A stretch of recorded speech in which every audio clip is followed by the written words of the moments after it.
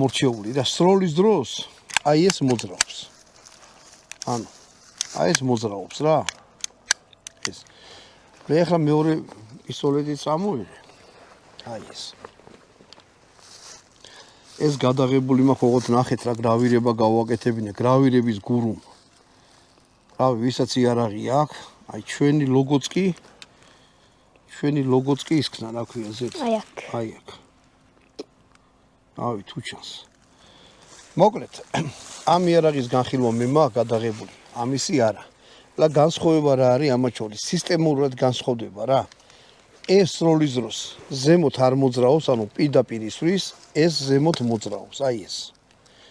ანუ აქედან რა გამომდინარეობს რა? რაღაც ნიშნივით წამოიღო.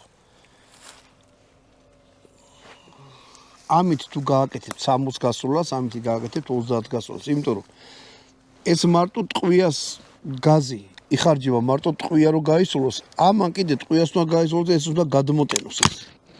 და მეტი ისმე აქვს. ანუ ორნაირი მუღამი აქვს.